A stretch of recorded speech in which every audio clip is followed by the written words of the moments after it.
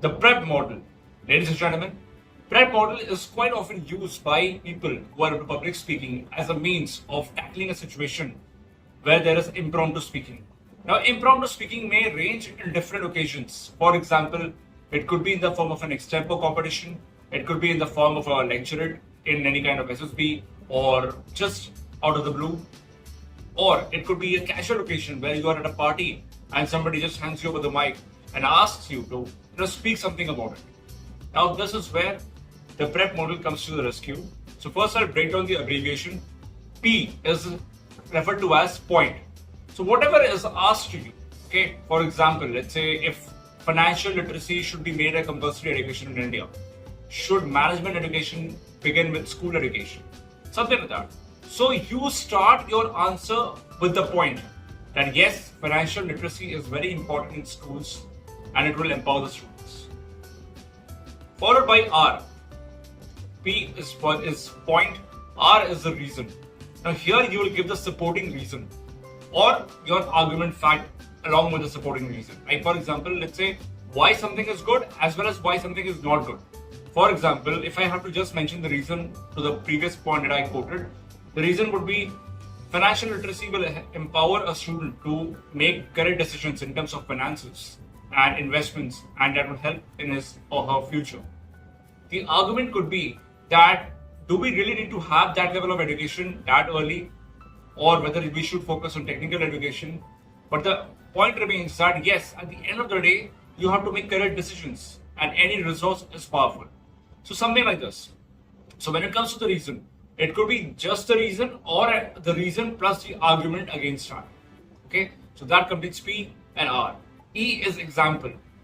You can quote any kind of example. Like for example, you can put your own story, or you can refer to as young founders of startups who are very diligent with their financial decisions and they are making good in the stock market as well. Something like this. And as a conclusion, you put the point back again. Yes, therefore, I conclude that financial literacy is very important for school education. So if you understand this in any kind of setup, you will have a structured way to approach. What happens is, whenever there is an impromptu speaking, like when somebody hands you over the mic or somebody asks you a question in the class or anything like that, we are taken aback or just a frozen moment.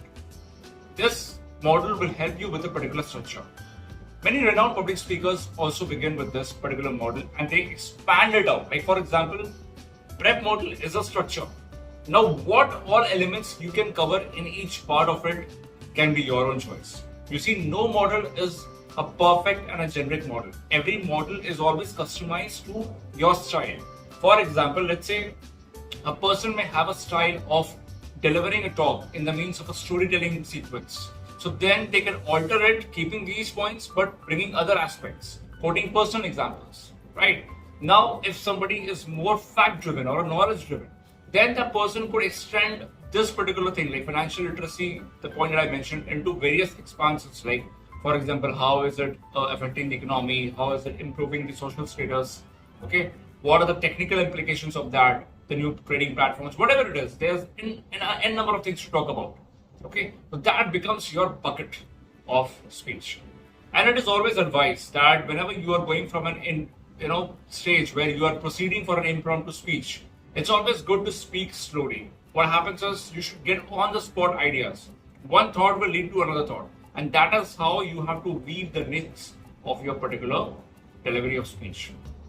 I think this should be a good practice for you. Try with different topics. You can go to Google and start searching like, okay, top 100 topics for example, and just take this topic. Don't brainstorm anything. Just pick up the topic. Put your point, reason, example, and point. Practice this in front of the mirror a couple of times. See how far you can go. Don't time yourself at the first go. Keep it as a free speech, as if you're just generally talking.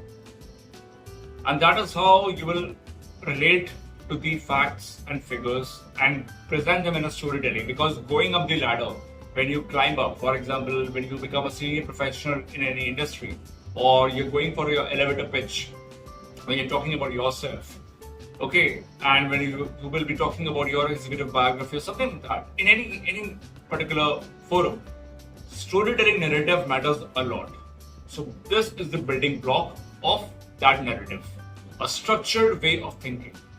So therefore, I would request all of you to probably follow it, think about it, try and do a lot of experiments along with it. Like for example, are you flowing with it? Are you able to articulate your thoughts in a very sequenced manner, in a structured manner?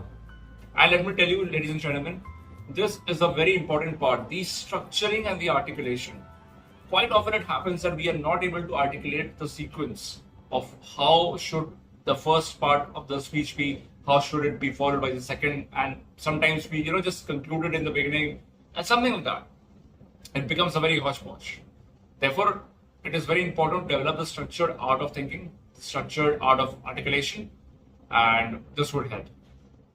But this is something that I realized that is an important part, and I've just written for my work, thought to make up this video. If it resonates with you, let me know. I'll be happy to contribute more in this particular space. Till then,